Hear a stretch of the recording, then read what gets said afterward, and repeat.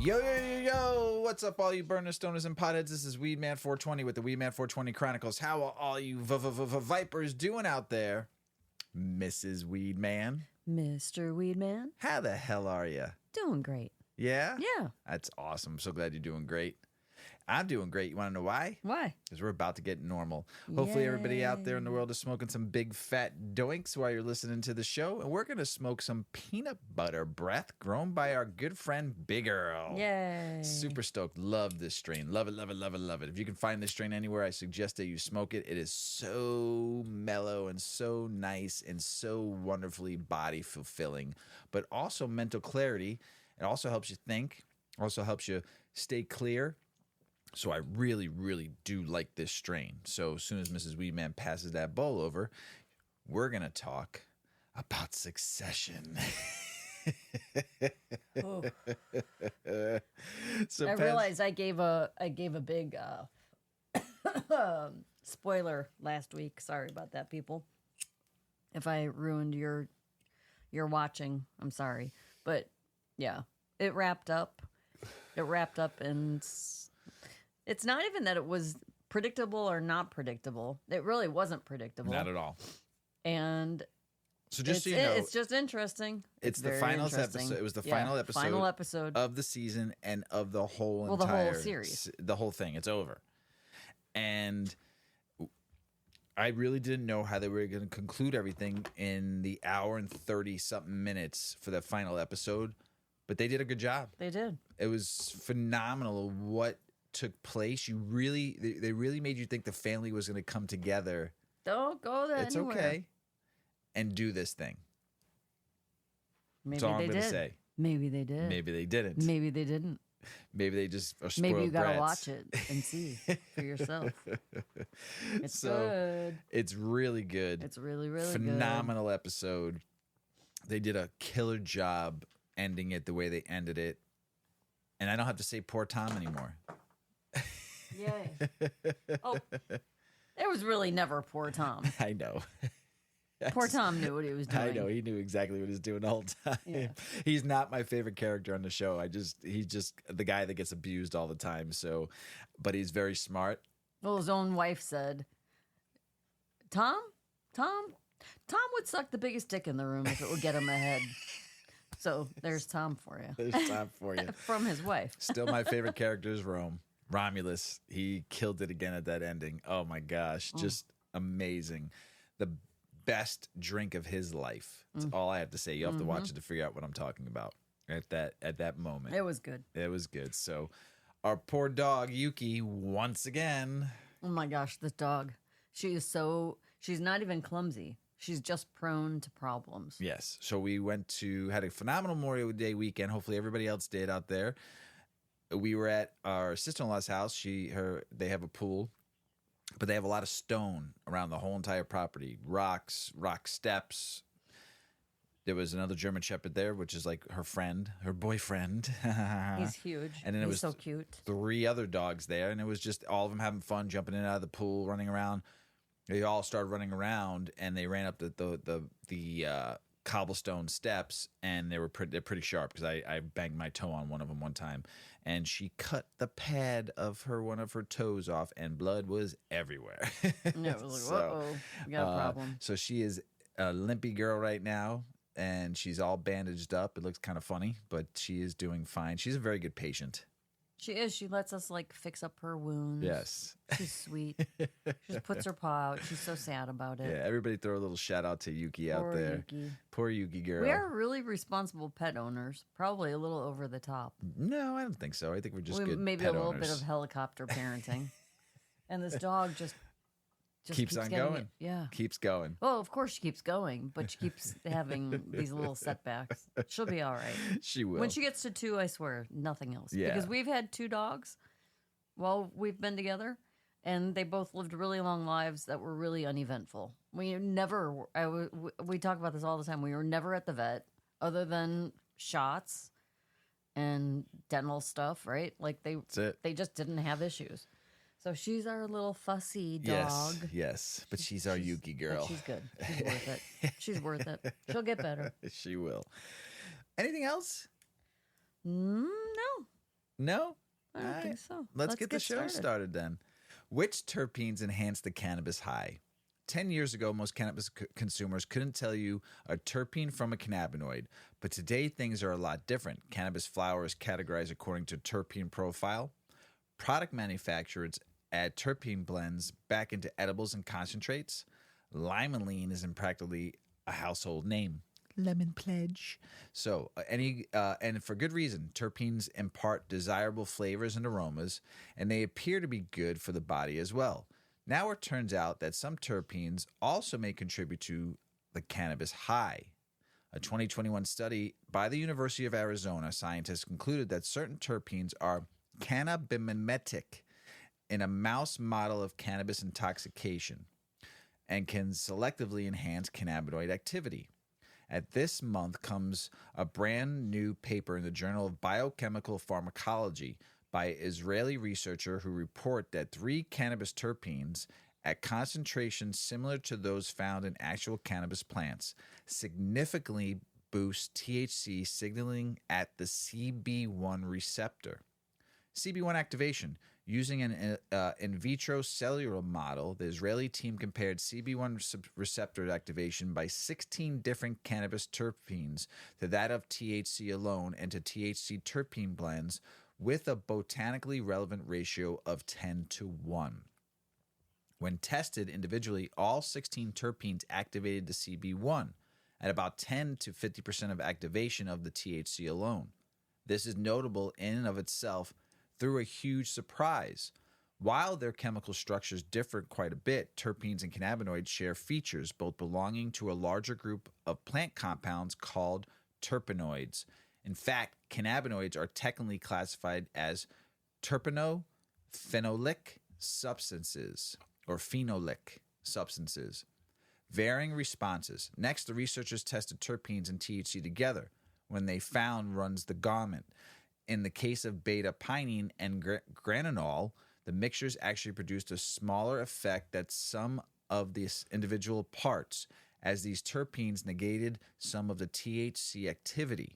For 8 of the THC terpene blends, including some of the most common cannabis terpenes, alpha-pinene, beta-carotene, bisabol, eucalyptol, humulene, myrcene, my fave, nirodolol, and terpinolene, CB1 activation equaled that of THC alone. The presence of terpenes seemed to make no difference. A 2021 study reports that some terpenes are cannabimimetic and can enhance cannabinoid activity. But with 3 other terpenes, THC blends, linalool, ocimene, and terpenol, the researchers observed an addictive effect, meaning the CB1 activity equaled the sum observed with THC and the terpenes separately.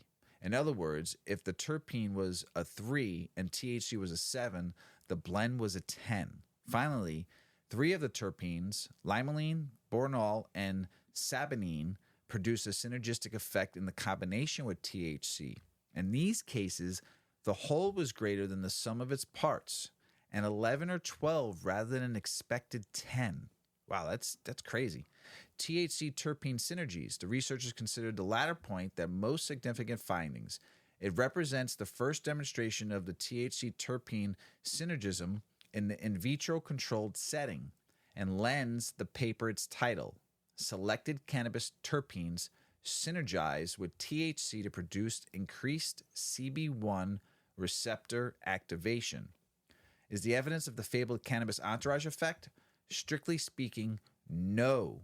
According to the paper's authors, they note that the term entourage effect, as originally coined in the 1998 article in the European Journal of Pharmacology, refers to cases where compounds that don't directly bind to the CB1 or CB2 receptors nonetheless boost the activity of the endocannabinoid system. Since terpenes do activate CB1, this doesn't fit with the original concept of the entourage effect. Wow. Given that cannabis terpenes demonstrate direct agonism at CB1 receptor, the authors contended THC terpene effects are beyond the classical definition of entourage. Bum, bum, bum. Therapeutic applications. Semantics aside, The paper fundamentally findings around THC-terpene interactions at ratios similar to those in the cannabis plant and at very low terpene concentrations could have significantly implications for both future research and real-world cannabis use. The simple fact that different terpenes can modify THC activity in different ways seems worth of attention of its own, but the authors put particular emphasis on their discovery of the synergistic effect for limonene, boronol, and saponine. While limonene is among the most common cannabis terpenes, boronol is less so, and saponine is even rarer still. I want those two. As a result, they suggest that these terpenes could be intentionally added to cannabis extracts to maximize effectiveness of their THC content. The use of selected terpenes may enable reducing the THC dose in some treatments, and as a result, potentially minimize the THC-related adverse effects, they concluded. This would also help in adjusting the treatment to more sensitive populations such as children and the elderly. The authors continue, enrichment with selected terpenes may allow for composition adjustment to personal needs and to change during chronic use, such as for daytime versus for sleep. Of course, these statements are speculative and not necessarily supported by clinical research. They also smack a bit of the marketing speak, which is not surprising given that 4 of the authors are employed by this company called Basilit Group, a medical cannabis manufacturer in Israel that boasts of using a breakthrough technology to formulate specific desired cannabinoid terpene formulations to supply enhanced therapeutic effect in various medical conditions. As I say again, bum, bum, bum. As always in cannabis science, the real world is far more complex than the lab, and preclinical findings don't always translate into lived experiences. But at the very least, the study provides further evidence of interactions between terpenes, cannabinoids, and the endocannabinoid system, something Project CBD will explore further in more articles and on beta-caryophyllene they call the super terpene. So the truth is, this could be true, some of these studies. More research needs to be done. Could have been a marketing ploy by this Basilit Group. Probably, but I thought it was interesting that it did come out of the University of the newspaper in the Journal of Biochemical Pharmacology. The one before that, though, Arizona University of Arizona scientists. So the studies still have to come out more and more, but like I said, it's very interesting. Mm-hmm. So COPD, smoking pot. Is not linked, kind of. Yep. New study. Smoking pot not linked with COPD. Findings via researchers at UCLA. Pretty cool. Smoking cannabis is not associated with chronic obstructive pulmonary disease, or COPD, according to a newly released study. Researchers from the University of California, Los Angeles examined participants who smoke or who have smoked tobacco cigarettes and divided them into 3 groups: current smokers, former smokers, and never pot smokers. So, to clarify, they take the tobacco smokers and divide them into groups of pot smokers as current cannabis consumer, former cannabis consumer, and a never cannabis consumer. That wasn't really clear. All right. The authors of the study said that limited data is available regarding cannabis's impact on development or progression of chronic obstructive pulmonary disease, COPD, in middle-aged or older adults with a variable history of tobacco cigarette smoking. We compared current cannabis smokers, former cannabis smokers, and never cannabis smokers, plus those with varying amounts of lifetime use. Mixed effect linear regression models were used to analyze changes in symptoms, health status, and more, the research team wrote. Most participants were followed for 4 years or more, according to the researchers. In their concluding analysis, the researchers wrote, in a cohort of tobacco smokers of less than 20 pack years with established COPD or at risk of developing COPD, followed over an average of more than 4 years, a history of current and or former smoking of cannabis, of any cumulative lifetime amount was not found to be associated with a significantly detrimental impact on progression of COPD. Whew. Among tobacco smokers in the same cohort without COPD at enrollment, self-reported current and or former cannabis smoking, including heavy cannabis smoking, was not found to be associated with the increased risk of subsequently developing COPD. COPD. That's huge. However, in view of our study's limitations and of previous published findings that conflict with our results, additional studies with a larger sample size and longer duration of follow-up that are specifically designed to evaluate this issue are needed for a better understanding of potential long-term effects of cannabis smoking in persons with or at risk of developing COPD. Normal's deputy director, Paul Armentano, touted the findings from the UCLA study. He, quote, said, "These results are consistent with decades worth of data findings that cannabis smoke exposure is not associated with the same sort of harmful pulmonary impact as is tobacco smoke exposure," Armentano said. "The results should be reassuring to cannabis consumers and to health professionals alike, and they should help to guide future policies with respect to the crafting of evidence-based public health messages and associated regulations."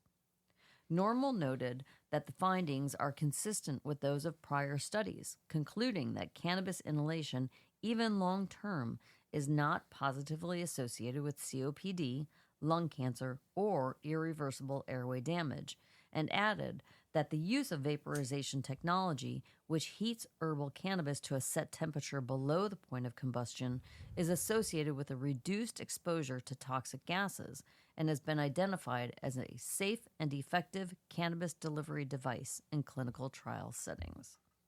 In one of the studies cited by Normal, researchers from Great Britain in 2018 said that available literature did identify a link between cannabis inhalation and more frequent cough, sputum production, wheezing, and chronic bronchitis, though they acknowledged that these symptoms largely cease upon quitting.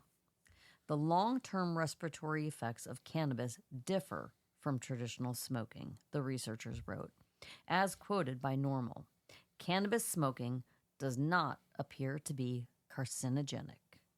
Boom. Booyah. Boom. That's Booyah. big. Yeah. It's good. So bizarre, right? Like the first article we read, more research. This article about COPD, I'm sure more research is going to come out of this because that's huge. So then you have to wonder, like, is maybe cannabis is just a plant. There's no additives in it. Tobacco smoking started as just tobacco leaf. It was dried, right, pulverized, and put into a wrap and smoked. And then it became mass-produced, and additives and all sorts of crazy chemicals Just went in like there. our food. Right, and now there's all these crazy chemicals. If they went back to pure tobacco, I wonder if there'd be some similarity to the lack of carcinogens. Yeah, I wonder. You know? Yeah, absolutely. The benefits of using cannabis for sleep disorders. Cannabinoids are being considered for the treatment of individuals with many different types of sleep disorders. Recently, cannabis has been found helpful to patients living with obstructive sleep apnea who now use continuous positive airway pressure. Preclinical studies have demonstrated that combining the agent alamide with THC aids in the stabilization of respiration in stages of sleep. Alamide is a derivative of oleic acid. Man, I forgot the hard articles today. I tell you what, with some of these words. That is derived from olive oil. Alamide accumulates in the cerebral spinal fluid during sleep deprivation and induces sleep when injected into animals.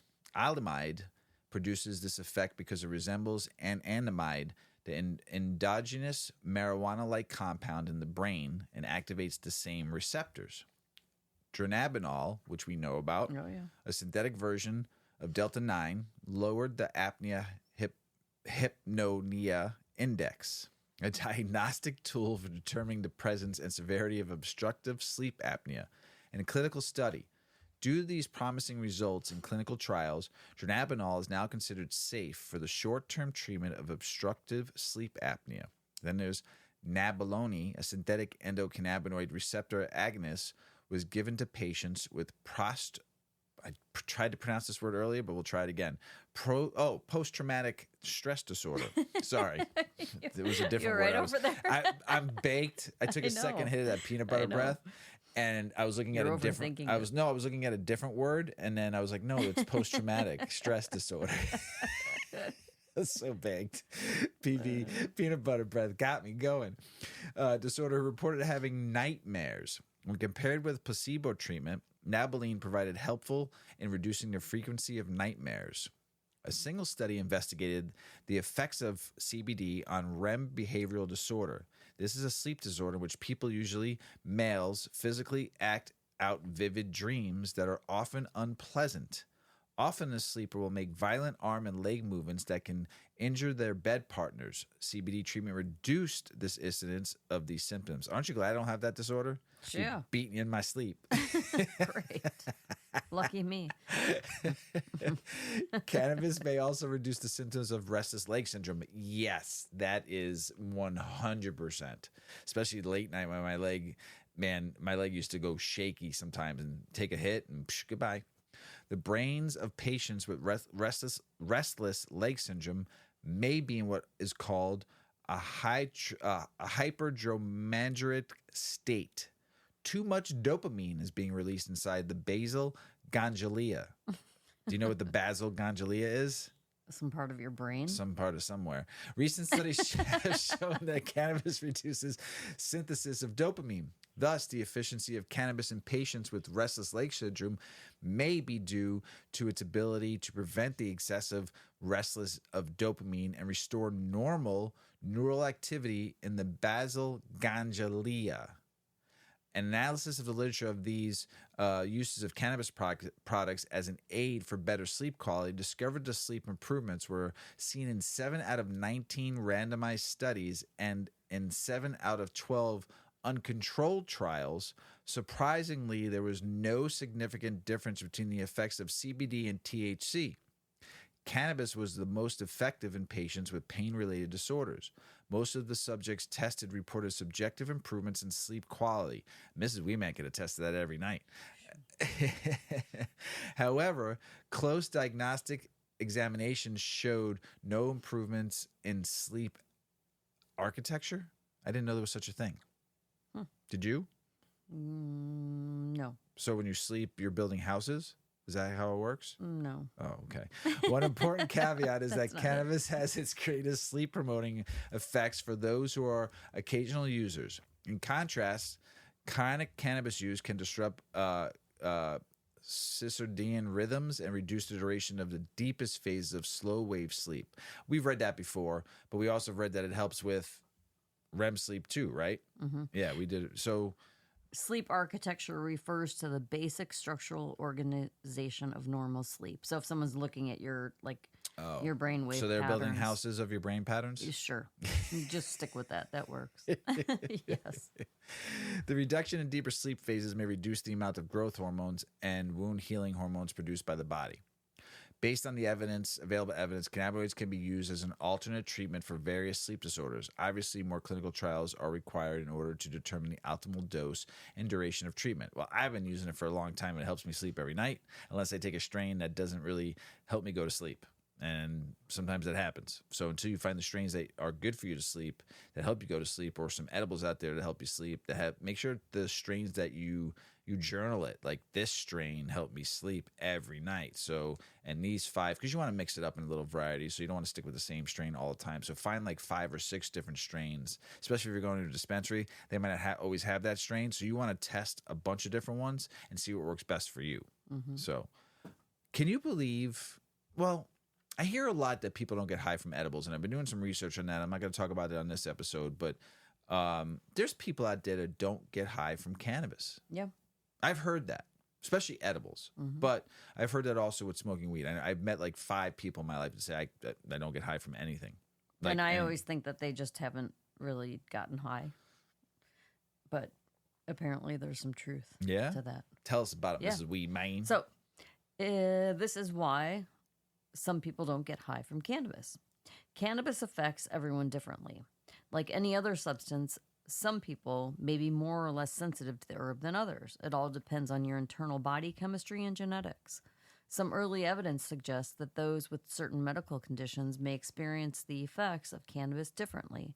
Further, a particular hormone may block the high caused by THC. Here's why some people might not get high from cannabis. Even for individuals without a medical condition, there's still a good reason that you're not reaching that high. In total, there are over 400 different chemical compounds in the cannabis plant. About 100 of these compounds are molecules unique to the cannabis plant called cannabinoids. The primary psychoactive cannabinoid in the plant is called tetrahydrocannabinol, THC. When you consume cannabis, THC enters your bloodstream and connects with special cell receptors called cannabinoid receptors. Thus far, researchers are aware of two distinct cannabinoid receptors named CB1 and CB2. And when THC connects with these receptors, specifically the CB1 receptor in the brain, it causes the classic psychoactive high. But your ability to feel high depends on many different factors. In general, most people will feel high from psychoactive cannabis. However, evidence suggests that the high varies from one person to the next. And, you guessed it, it's completely possible for some individuals to experience no effects from cannabis whatsoever. Some people with certain medical conditions, for example, consume the herb and feel more normal.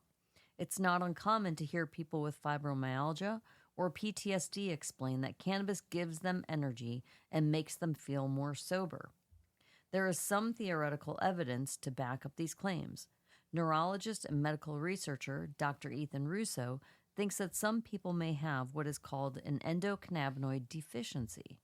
Humans naturally produce their own versions of cannabis, called endocannabinoids. When you inhale or eat the psychoactive plant, THC lands on the cell receptors where human endocannabinoids would normally land. By doing so, THC taps into the larger network called the endocannabinoid system. This system is the largest neurotransmitter network in the body, and it controls various key bodily functions, some of which include appetite, sleep, pleasure, pain, mood, motor skills. Russo theorizes that people with certain medical conditions may not produce enough of these endocannabinoids in the first place, specifically those with the following conditions: migraines, fibromyalgia, and IBS. Some mental health conditions like post-traumatic stress disorder and bipolar disorder may also have some sort of endocannabinoid dysfunction. If this is the case, those with some of these conditions may experience cannabis a bit differently than others. But what if you don't have a medical condition and still can't get high? Well, apart from specific medical conditions, there's another reason why some people may not experience a cannabis high after consuming THC. Research published in 2014 in the journal Science found that a particular hormone may block you from experiencing a cannabis high. The hormone in question is pregnenolone, a naturally occurring hormone in the body. Pregnenolone is thought to protect the brain from cannabis intoxication. Interestingly, you can buy this hormone online and at vitamin supplement stores.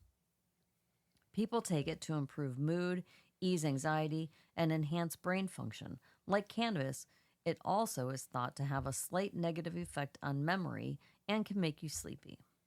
In the study, researchers treated rodents with very high levels of THC. They noticed that the rodents began to produce pregnenolone in response, as if the hormone blocked the effects of the THC. In another experiment, the scientists injected the rodents with pregnenolone after treating them with THC.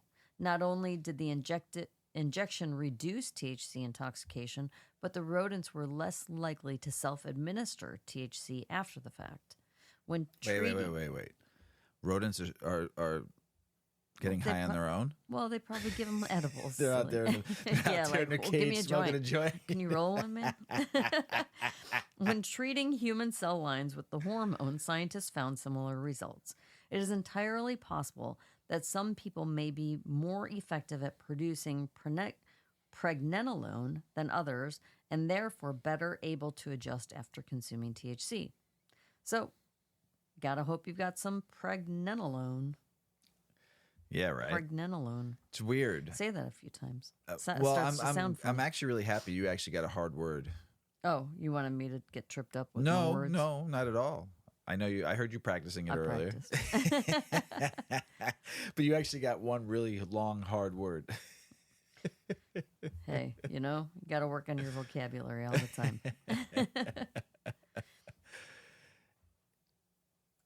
Minnesota.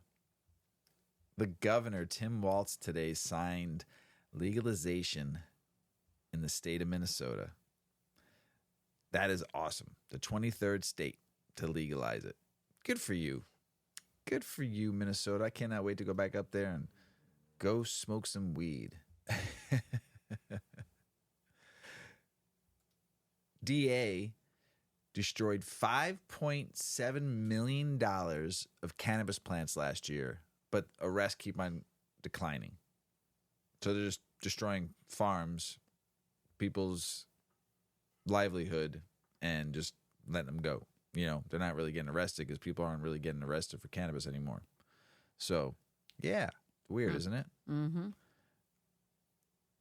More than half of cannabis consumers in states where weed is legal get their stuff at a store, according to a new release survey. A survey which comes from Frontier Data from the 50. Okay over I'm there? Stoned. 52% of current consumers say their primary source is a brick and mortar dispensary, and only 6% say their primary source is a plug in states where adult use cannabis is legal. That's interesting. Mm-hmm. New Yorkers. Okay, so New York is legal, but the dispensaries aren't opening up fast. I think there's like 10 in the whole state now. I read in a prior article a few episodes ago, there's an abundance of cannabis right now because all the cultivators were growing thinking it was going to be ready to go. So now, because there's an oversupply of cannabis, they're going to allow farmers markets. Ah. So that's kind of cool. That's neat. I think every state should allow farmers markets. And, when they do it during the summer and you have people out, cultivation, outdoor growing, that would be great. I want to go sell some of my weed at a farmer's market. And some of Mrs Weedman's edibles. Maryland prepares for cannabis. They're just about ready in July to go. There was a 44-page document. The Maryland Cannabis Administration will succeed Maryland Medical Cannabis Commission. Those who want to convert the medical cannabis licenses must pay a fee based on the gross revenue of a license and calculated by the administration, so millions of dollars, using the state seed-to-sale tracking system for the calendar year 2022. The Social Equity Partnership Grant Program will promote, qualify partnerships between operational cannabis licenses and social equity licenses. The administration will announce a licensing application round at least 60 days before the acceptance of applications. So good for you, Maryland. Let's go. Some blue crab and some weed. That's all you need. Montana's cannabis market closed to out-of-staters as Governor Gianforte signs cannabis bills into law. I think that's pretty cool that you're going to keep it in your state. You're going to let people make money out of it in your state and not let a bunch of big corporations come from all over the place and invade your state and take over all the profits when mom and pop shops could be making money. I like that. I think it's amazing, but what do I know, right? Cannabis cases shroud in secrecy. Michigan's largest cannabis recall concealed in secretive court battle. Doesn't the public have the right to know? Isn't that weird? Doesn't the public have the right to know? Administrative law judge Stephen Goldstein ordered that all hearings be closed to the public and media with no explanation provided. The decision is highly unusual as administrative court hearings involving government agencies are typically open to the public, reported local media. The tribunal has the legal authority to regulate the course of the hearing, said AG spokesperson Danny Weimer. The lack of transparency has raised concerns about hiding vital information from public view. Rick Thompson, executive director of the National Organization of Reform of Marijuana Laws, NORML, in Michigan, emphasizes the need for accountability and democracy. Without having the proceedings being published, it's possible a lot of things may remain hidden from public view. The Michigan Press Association also questions the decision, highlighting that this case involves consumer protection issues about which the public has a right to know. Michigan calls for public feedback on drug testing reforms also. So, Michigan, man, that big recall you had a long time ago, state representatives taking bribes, just give it back to the caregivers and let them do it because it was good back then. Still good now with the caregivers, but they deserve it all because they were the reason why Michigan is where it's at today. Mm-hmm. Bipartisan lawmakers in Ohio reintroduced cannabis legalization bill as a ballot drive moves forward. There's 95 dispensaries now in Ohio. Just, man, come on. It's time. You've been doing it. You've got to, some phenomenal growers out there, some phenomenal weed being grown out in Ohio. And you just need to make it wreck and get the shit going. You're losing so much money to Michigan and the states around you. So Louisiana House approves cannabis expungement bill, sending it to the Senate. Let's go. All right, so we talked about that viroid disease that's hitting cannabis farms, the HLVD. We also had a guest on the show, Deep Root Genetics, who came on and talked about it. Rachel, she was phenomenal. Just reading this now, I don't know if it's 100% true or not. This is just an article coming, but they're saying over 90% of California pot farms plagued by that severe pathogen. Holy cow! 90%. Scientists believe that it's nearly every pot farm in the state and could be causing billions of dollars in damage to the national weed economy. Hop latent viroid, or HLVD, shrivels pot plants. We've talked about this, but to reduce less weight, less potency. It also destroys just your whole crop can be infected. That we've talked about it. So back in 2019, it was first identified. And now it's infected at least over 90% of the California cannabis grows, according to 2021 estimate. It's spreading globally, and a recent scientific paper declared that the pathogen was the biggest concern for cannabis growers worldwide. It's a very big pest, has been spreading in the cannabis farms for more than a decade, but at first, growers didn't know what was harming their harvest, like we've talked about. HLVD's late-acting symptoms make it a pernicious pest for modern cannabis farming. Farmers commonly grow cannabis by cutting small pieces off the plant, frequently called the mother, which is used to propagate hundreds of new baby plants, clones.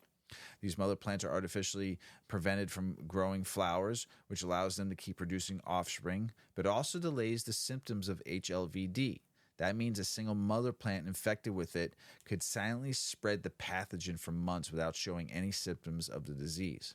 HLVD was first identified in hop plants, a close relative of cannabis, in the 80s. It's now commonly found in hop farms and can reduce the amount of aromatic compounds produced hops, which are primarily used to flavor beer. So in 2019, HLVD was first detected in cannabis when scientists confirmed the viroid's presence in samples from a Santa Barbara pot farm. But 2021, the viral pathogen had spread to at least 90% of the state's pot farms, according to a 2021 survey that sampled it's not like they sampled 10 plants. 200,000 California cannabis plants were tested, and now the viroid has spread to pot farms across the world, from Massachusetts to Europe. So I'm glad we had Rachel on from Deep Roots to talk about it. We've talked about this a few times. I didn't know it was that big of an issue in California. So, cannabis updates. Combating the illegal market in California, California's Unified Cannabis Enforcement Task Force is targeting the illicit cannabis market, reporting a 43% increase in plant eradication and $84.6 million in seized unlicensed cannabis products. Oof. Michigan considers denying licenses to unpaid cannabis businesses.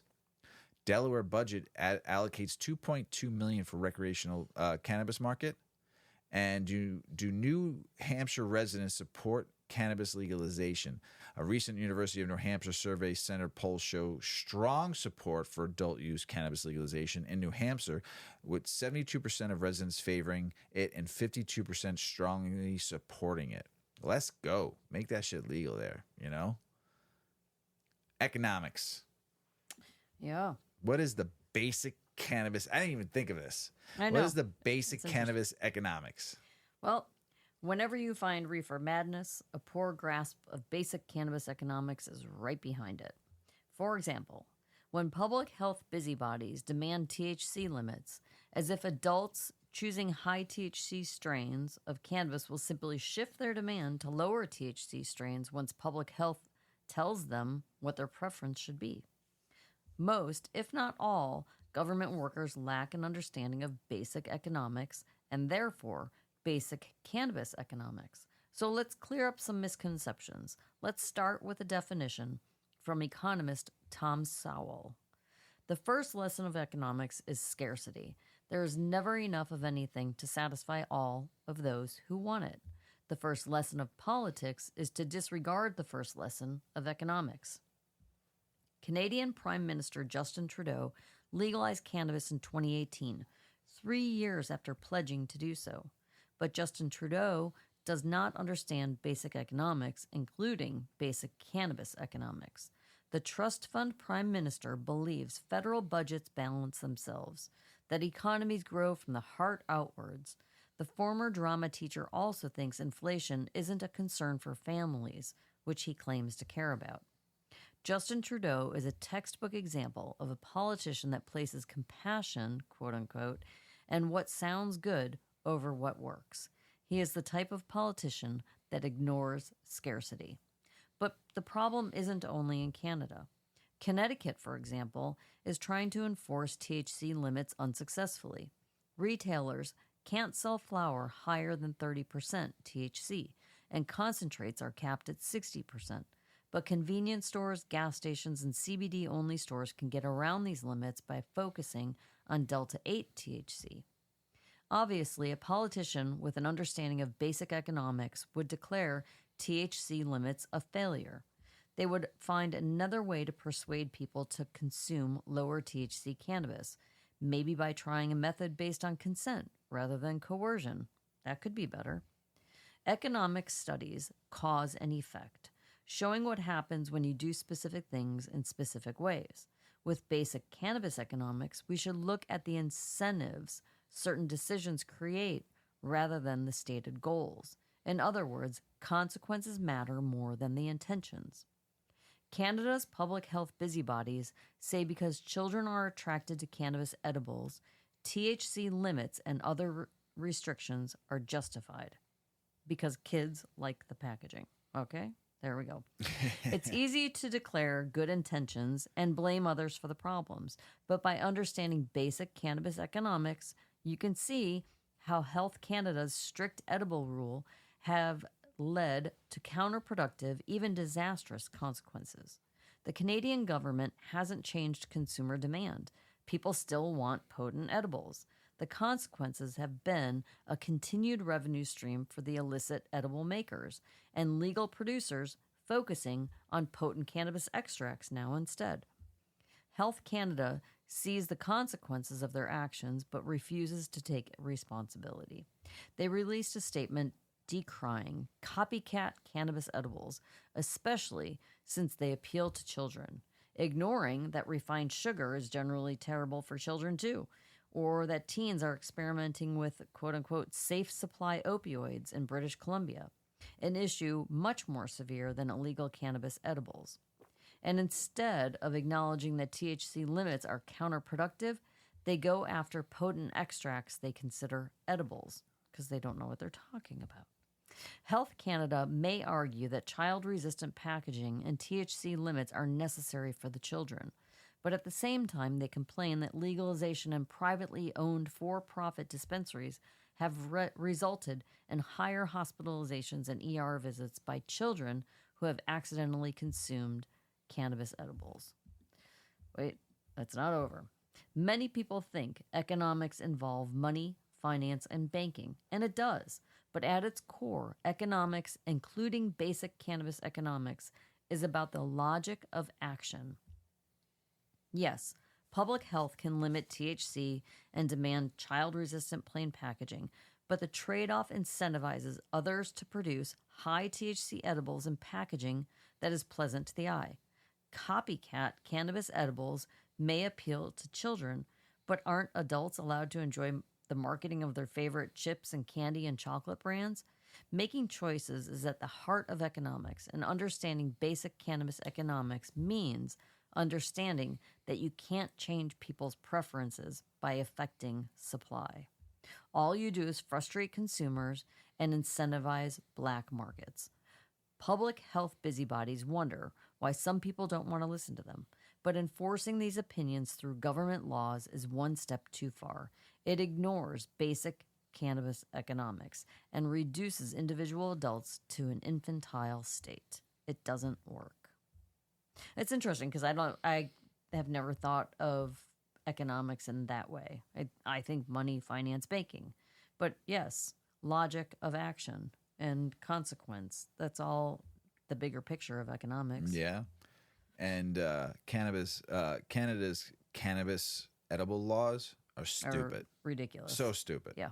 Can't go over 10 milligrams in a package. They waste so much packaging. I understand the whole like not having like markings of stuff on there. You just got to be straight color and stuff like that. But 10 milligrams, you know how much frigging waste you do when you just sell like 100 each milligrams? edible is in its own package. Yes. And each individually package is decorated with plain logos. color.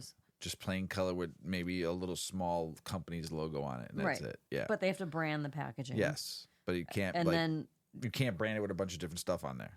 Right, because it can't look like Skittles or some regular packaging. It's just stupid. It's silly. But the whole thing is, if only 10 milligrams, you can go up to like 2 individual 5 pieces or 1 10 milligram piece is just so stupid. Doesn't make any sense to me. International news, more international news from the Historic Center of Disneyland. Cannabis and absinthe shops on every corner. This is not the United States, though. Oh. Amongst the historical agriculture and cobblestone streets, cannabis absinthe shops dot every corner in Prague. Although a business in Prague, one district has to go through 2 rounds of selection procedures, the number of cannabis shops with the distinctive green cross signs are growing. The city council tries to favor entrepreneurs who can successfully promote their services and products, but the locals complain. Tenants are therefore obliged to comply with the city council's manual for the appearance and signage of the establishments. Others are dealt with the state's authorities, preservationists, and trade licensing offices. But these shops are everywhere in Prague, and it's all around next to absinthe shops. So you go smoke some weed, go do a shot of absinthe, and see some green fairies. So, but I'd like to go to Prague one day. Yeah.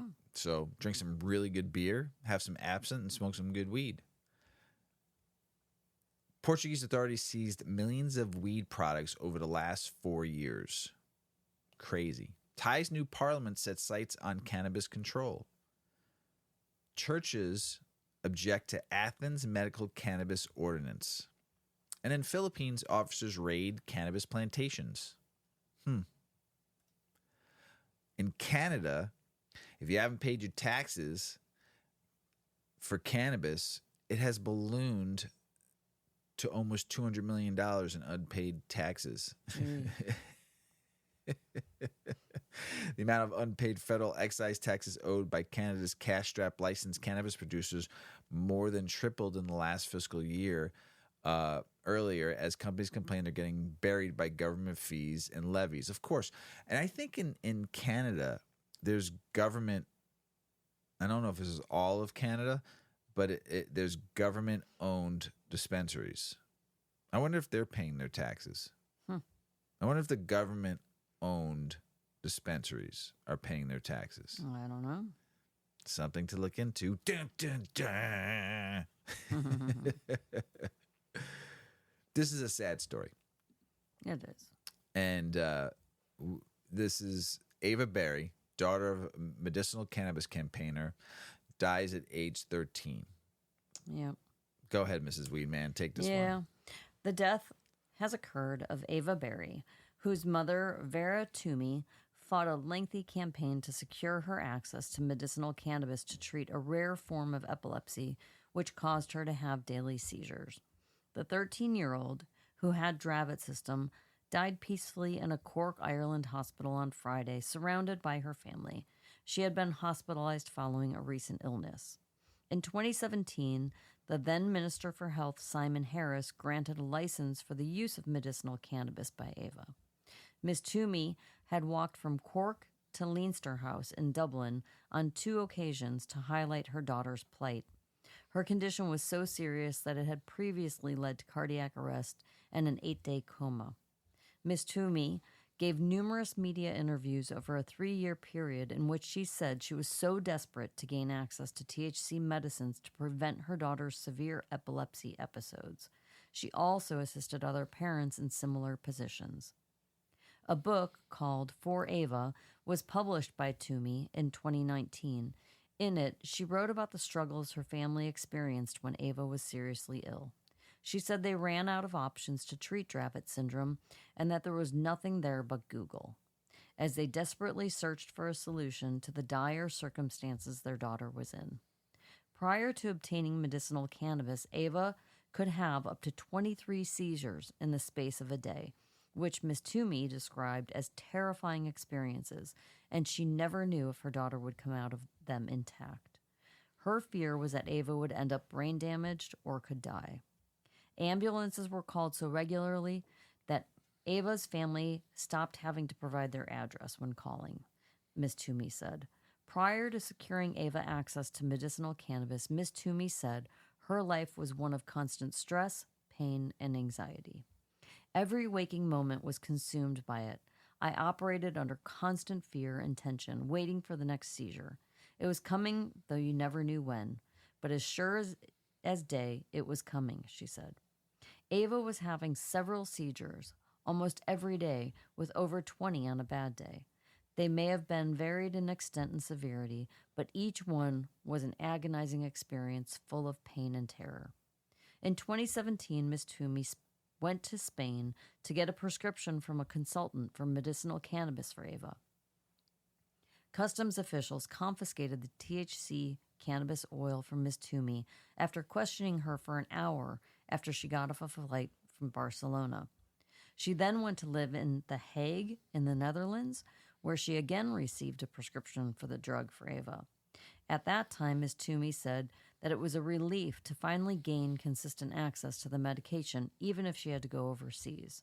It is freedom for us. We have a medicine that works. We can speak openly and honestly about Ava having the THC form of cannabis. We don't have to hide in the shadows, she said. Ms. Toomey was asked to speak in the House of Commons in London in 2019 about the benefits of alternative medicine in treating conditions such as severe epilepsy. Ava is survived by her parents Vera and Paul and her siblings Michael, Sophia, and Elvira May. It's so sad. It is. So sad. Yeah. Rest in peace. Yes. Well, you know, brother, I'm coming at you, Mean Gene, with some vitamins to all my Hulkamaniacs out there. Now I'm going to start selling some CBD, some THC, and some mushrooms, because I'm the Hulkster, and all you Hulkamaniacs are going to be running wild with my brand. Another celebrity, another wrestler. I don't know who I'd like better, though. Ric Flair, Hulk Hogan's. And I don't cannabis companies, you mean? Yeah. Well, brands. Yeah. And I don't think I want to try either one of them, because what do they know about cannabis? Even though I did hear an interview with Ric Flair, and, you know, he was like, I'm making more money with cannabis now than I ever did in wrestling. Good for you. But is that what it's about? You know, but he I do have to admit, he uses cannabis on the regular. Got him off Xanax. That's good. Helps him sleep. Helps him stay his anxiety. He has very bad anxiety. So he was a user. Once he got off the Xanax and stuff like that. So I understand. Hulk Hogan, the legendary wrestler, is diving into the world of CBD, THC, and mushrooms with the launch of his own brand, teaming up with a company that's behind Mike Tyson's company and Ric Flair, the Drip Cannabis lines. Hogan aims to share his life experience with cannabis. At 69 years old, Hulk credits CBD and THC for making him feel better than ever. Having undergone multiple surgeries and dealing with constant pain from injuries, he sought alternatives with prescription drugs no longer provided relief. Hogan turned to CBD and witnessed a significant improvement in the overall well-being. I feel better than ever at 69. I feel like I'm 25 again. Man, I don't know about that, Hogan. Hogan expressed during an interview with TMZ, the sports show, he mentioned how CBD helped with sleep, inflammation, and joint pain, surpassing the efficiency of traditional pain relievers like Tylenol, Advil, and Aleve. Partnering with this company, Hogan's new venture will not only focus on CBD and THC products, but also incorporate functional mushrooms. The brand aims to provide a safe and holistic approach to health and wellness, offering natural alternatives to conventional medicines. I grew up being a big fan of wrestling. I don't really watch it anymore, but I did from the time I think I was like 6 to like 26. I was maybe 30. Pretty deep in the wrestling. I really liked it. And our son watched it with me and my dad, so it was a thing we used to do. I liked Hulk Hogan. Not a big fan. I was more of a I always liked the bad guys better, a little bit better. But good for him. You know, it's just another celebrity brand though. You know, it's a name gonna sell a lot of product. Just like Ric Flair is doing, just like Mike Tyson's doing, and all the other celebrity brands out there. You know, yes, it's helped them. I'm glad it has. I don't know. I don't know how I feel about it. I really don't. I really don't know how all these celebrities just getting in the cannabis game when there's people like mom and pops trying to get into it and they can't even get into it. Like they've already made their millions. Do they or really spent need spent all their millions or now, spent them and now they need a retirement plan? Yeah, but then you get people like us that have been trying to get in the cannabis game for a long time and can't even get looked at. Right. You know, and there's I'm not even just talking about us. There's hundreds of families, hundreds of families, right, and people that want to get in and can't because they don't have a name or they don't have the money or they don't have somebody backing them because that person has a big name and a big Instagram following of probably 5, 10, 15 million people. Of course I want to back you up because then all your followers, if I get 1 million of your 20 million followers to buy on a weekly basis, I'm multimillionaire. Right. So I don't know how I feel about it because there's people like us that just want to make a good living and is out there and be able to enjoy some life and not be foolish. And have really good product. And have obviously. fucking really great product. Not just good product. We want to make great product. And a reliable brand. You know? So I just, I don't know. It kind of frustrates me at times. You know, I'm just speaking honest, I guess. It frustrates me to see, you know, and there's people we know that have been trying to get in the cannabis industry for years. And they can't even get looked at. So, I don't know. I just, for all you out there that jump on the bandwagon of all the celebrity brands, I'm not saying that they're bad brands. They're making shit product. I'm sure they're wonderful as I roll my eyes in the back of my head. I just don't know how I feel about it. And probably if someone would ask me, oh, if Hulk Hogan came to you and said he wants to pay you to rep his brand on your podcast, would you do it? I don't know. Probably not, because I don't know if I believe in his brand. Oh, if he offered you $1 million, my integrity is a lot bigger than $1 million right now. I'd rather make $1 million on my own way, do it myself, and Mrs. Weedman gives me the look like, yeah, sure. No, it's not. Yeah, sure. It's I don't want to kibosh somebody else's efforts, and I'm just not because it doesn't it. fit into our agenda. But I don't know. I mean, if we're all trying to succeed and we can do it together, that's the big picture. So if somebody big like that was willing to come on and be a commercial on your show or come on and talk on your show, hey, why would you turn down an opportunity? Because that could be a game changer. It could be a game changer. I do agree. It'd be very hard for me though, because I know I get like fundamentally because all these stars' names help cannabis. Right. It helps the stigma. Break the stigma. Yes. Right. I'm not going to take away from that. It just like you come from like somebody like us that have been trying to where someone can just get in because of a name. Right. Because they've got cash and they're famous. He's been wrestling forever. I get it. It's just frustrating. I get you. Yeah, I get you feel me? Yeah. Oh yeah. It's just frustrating. I'm not arguing. I totally get it. I just don't know how I would feel if a star came to our show and said, "Hey, I'd give you if you rep my brand." I don't know. I don't know if I would do it or not. Right. It'd be very hard to say. I will admit this.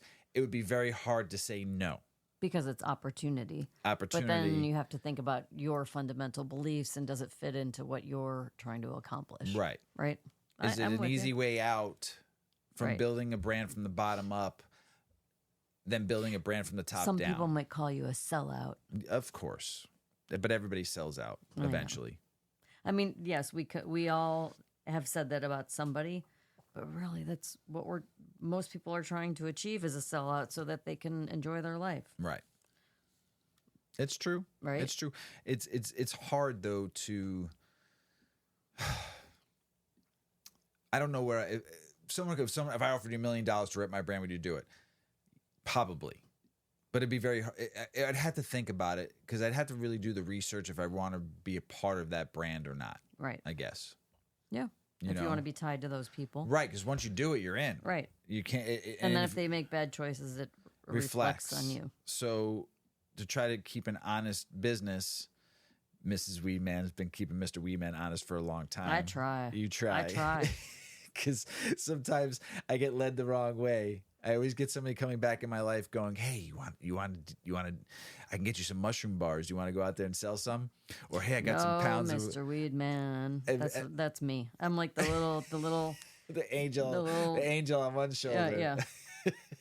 He doesn't need a little devil on the shoulder. So I know I'm rambling a little bit, but it would be, I don't know. It's tough. It's tough to say. It really is. It really is. I don't. Okay, well, it's not happening. No, I'm just saying. But if it did, because everyone's out there going, going, cross that bridge when we get there. Right. It would hurt though if you went in on something. You're not gonna let this go. No, because it just frustrates me. And I'm watching all these fucking stars just dead. I know if everybody's doing.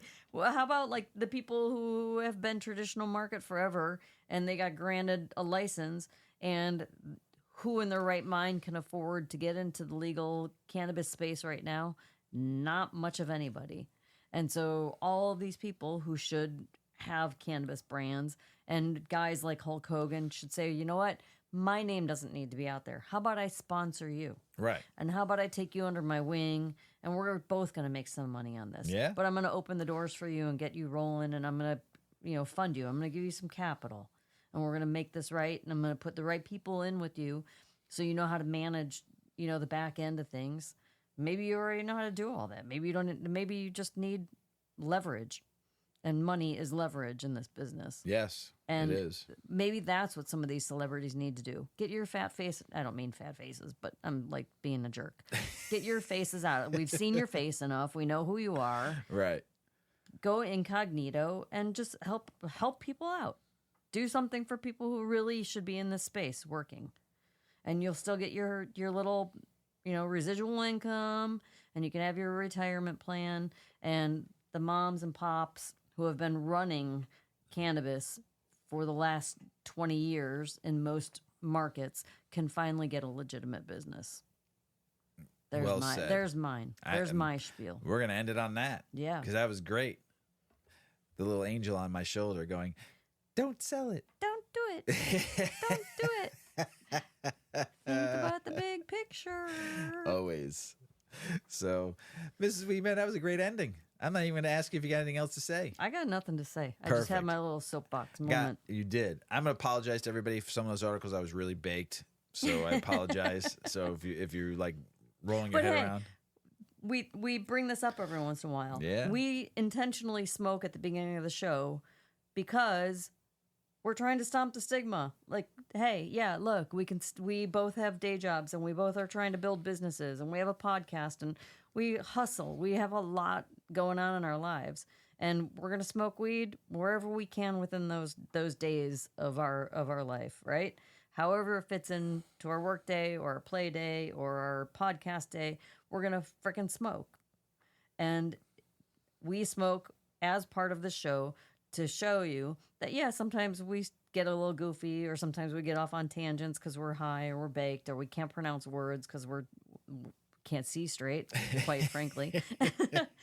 But we can still function and we can still be productive members of society. Every day. And people need to understand that. Yes. So that's why we smoke as part of the show. Yes, but also because we want just to. freaking love it. Yeah, we love it. So, Could you pass me the bowl, please? Yes, I will. Thanks.